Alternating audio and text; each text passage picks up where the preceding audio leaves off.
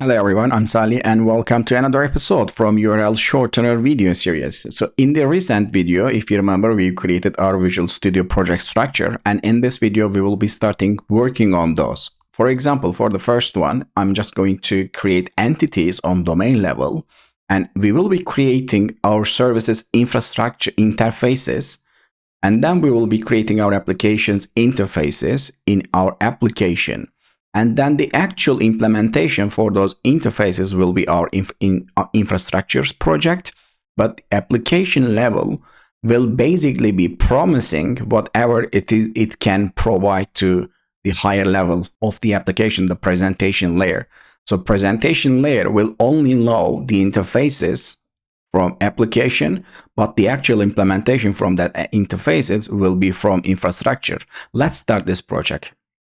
So first thing first, I'm just going to say, okay, in domain, I have entities, some entities, but it may be more than one. But in the current situation, we are going to only have one. So this entity will basically be whatever I'm storing. So in our applications, we are going to store that the link details, right? So the code will be generated here on the fly. Again, it will be storing it over here, but it doesn't matter. So this is this project's problem. In main API, I'm going to get the code, generate the link, and store that one. So for that one, for this one, the only entity, the domain entity, is basically whatever it's going to store. So let's call it short link entity. So this entity will hold whatever I need to store. So let's make it public and then start with, I don't know, code, for example, string code. So we are going to store the code as well, right? And maybe we are going to use ID, string ID, but it's only going to be returning our code. So our code and ID will be the same in this case. And also we are going to need to URL, the whole URL, right? So they are going to give me a URL so I can store it and map it with that code. So let's say URL to shorten. And also maybe we can have date time created at, right? We just need to know when it is created. And as a plus, we may have user information. Could be IP address, it could be any sort of email address or anything. Let me get rid of this enable so it can stop complaining. And as this is going to be stored on our Cosmos DB, as we know, we are going to need to have JSON properties, property name, not name, or T. It's because this is going to be from our Newtonsoft property, like that, and get rid of this. It did add that. Okay, and we are going to need to install Newtonsoft here. And the name, for instance, will probably be property name. And if you remember, it's going to be lower I. And the same scenario for code, it will be code. Why is that? It's because if you remember, while creating our resources, our code domain containers in here, we said in code's container, the partition key will be code with small c, with lower c. So that's why it's going to be partition key. This is going to be the partition key, and this is going to be the ID for that document. Okay, this is okay. And let me create a constant here. Constant, and this constant is going to have, if you remember, we were keeping our application name as a const. I'm just going to do the same. I'm going to use this name while creating our, it is not required, it's not mandatory, but it is nice to have. We are going to use that one while creating our clients to the other services. Okay, so we now can say our domain will be storing that one. So the only entity that we are going to use, the only database entity, I'm now calling it database because I know it is a database, but it may be something else. We may be storing it somewhere else. But in the current situation, it is database entity for me. So then the application layer, or application project here, for example, it's going to have some services, right? Services that the application, the higher level application presentation layer can consume. And for instance, let's start with code generator. So I can say, but this is, remember, this is going to be interfaces only. code generator service. The file does up CS. So this one is going to be an interface, not class. Why it didn't copy that name? Weird. Okay, our application has one code generated service, and the responsible for that one, for instance, it's gonna return a string when you hit the endpoint. Let's say generate code, and it is gonna require length by default. Again, it will be 7, but it doesn't matter. Let's make it default, so null it's gonna be, and also it's gonna need long seed, and it's also gonna need whatever if you remembered, salt, long salt value, and default again, and this one again will be default. So let's wrap all every parameter down. Okay, and this is gonna be using, it couldn't find it, is CS file. Let me get this one, copy and delete this one, and I'll create another one. I'll code generator service.cs. New item, it's already exits, but it doesn't. Oh, it's because the services was out there. It is not in the project, so I need to create that services in here. Services, and then yes, code generator service. It will now be okay, but the name was wrong. So okay, so now make it public. Okay, I have one interfaces, and this interface will be used by this application. So the other interfaces that we are going to have, for example, interface for iService bus. So iService bus, I may say it event bus, service bus, but as we named that project event bus, and I explain why, so this will be event bus service. So the event bus service will be responsible for sending these events, but not class interface. So this is gonna be responsible for example, sending the event like link created, and it is gonna require link created event module. And let's say event module, and copy that one, and link visited it's gonna be, and again the model will be visited. But if you remember, we had this in our NuGet package, so let me install this one, not NuGet from my offline Visual Studio. So link demo, install that NuGet package, so this will now be okay. Boom.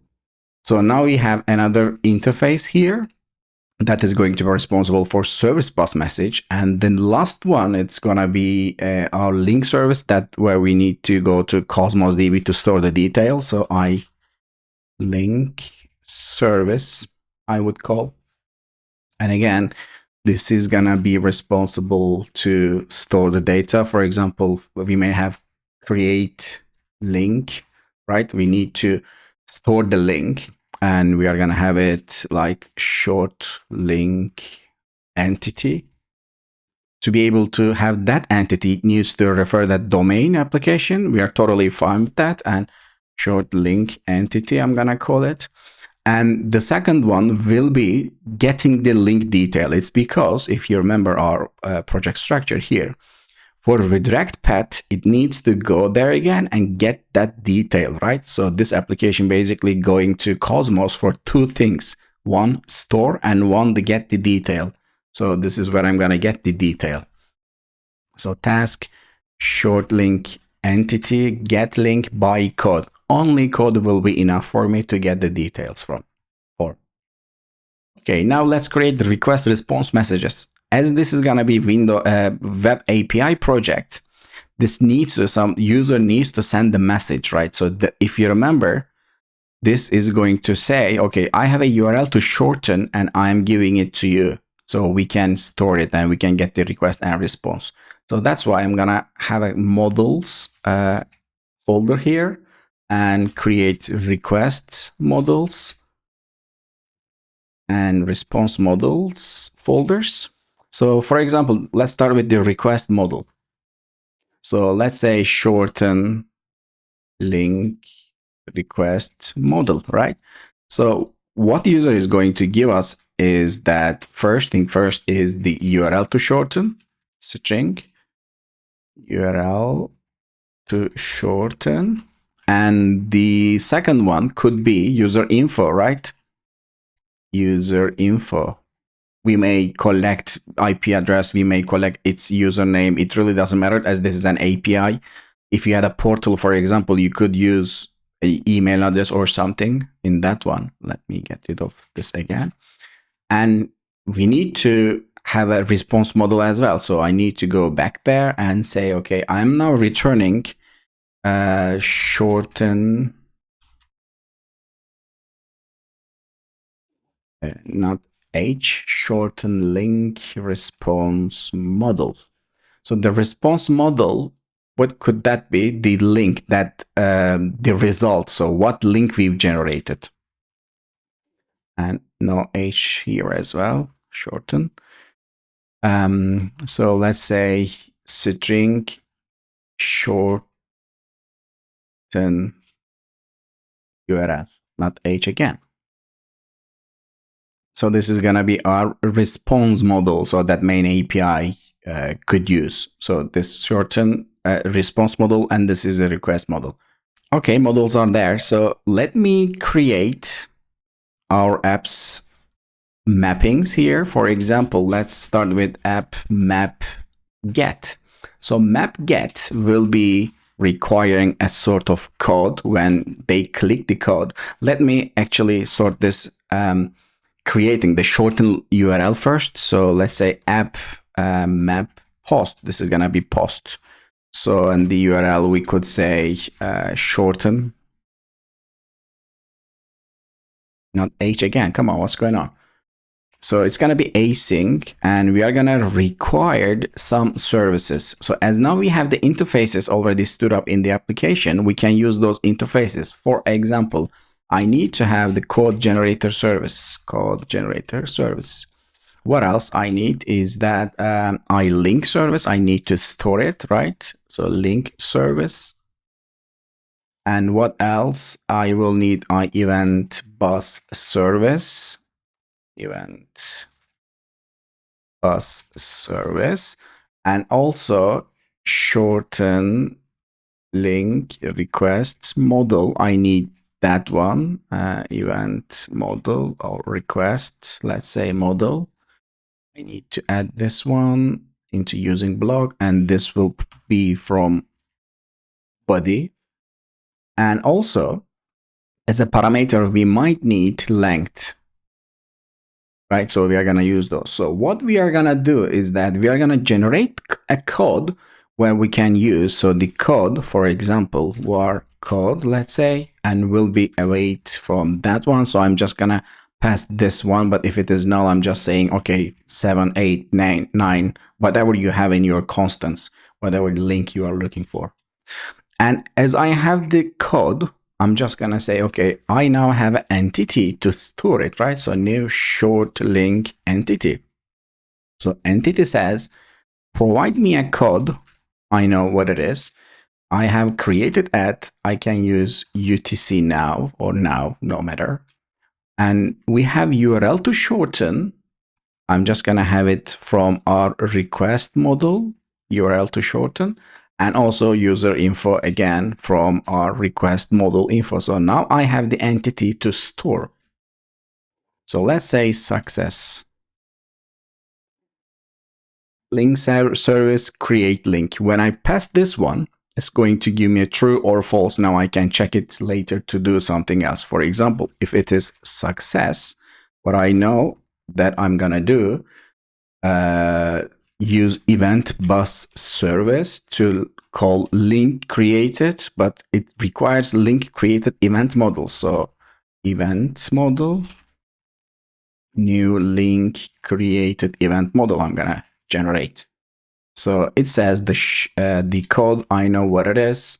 I can pass the code into that one, and also created link I have, and it is gonna be so the created link I know is that, so this service is gonna make sure that it creates the link, but it is actually not going to hold the whole link, right? So it knows what URL to shorten, and it use what sort of code we've used for that one. So that's why I'm gonna send the whole link to service bus, not the code. We may as well just store the code, but we could also create that one as well. But if you remember, we've created what was it called? Endpoint constants. Yes, we had the base URL over here, short link base URL. So I know what the base URL is. So shortlinkdemo.com something. And the code we've generated, the URL we've generated will be something like base URL/our code, right? So wherever the code we've generated will be the created link. So I can now send this one into our link created function. But also I need to return, so this endpoint is going to return something, the response model. So I'm just gonna say if it's success, return result that created. So I'm just gonna say, okay, I have created this one, and the, let's say, the events models created link will be our shortened URL, and the response, it's gonna be a response model.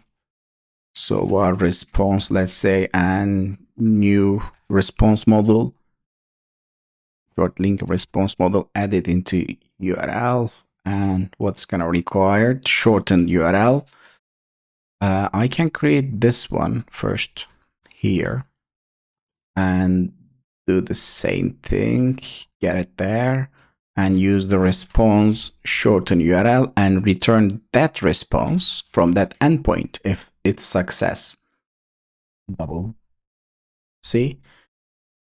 In else, so in here, for example, I can say returns bad request. It's totally up to you how you validate these results, how you can manage these exceptions, etc., etc. But this shorten path is basically going to be able to generate the code and create that link entity with the URL shorten. So let's say you want to shorten Microsoft.com. So this will be Microsoft.com, and this will be the code that we are gonna shortcode that we are gonna use. And we store that data, URL shorten, and the code that we are gonna use. And as a response, we've generated the whole link, and this will be constant. It's because this is going to be our main domain and the code after that one. So, and then store it and send that also into our link created topic, we can say. So this is going to be responsible to create that one. And the next one will be even easier. It's because it's gonna be app map get. So whoever is coming to our service with a code that generated, so I can say now async, I'm gonna have some services here and build something. So what service I'm gonna have, for example, iLink service.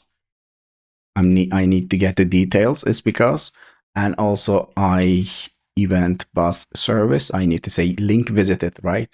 Event bus service. Let me align those. Boom.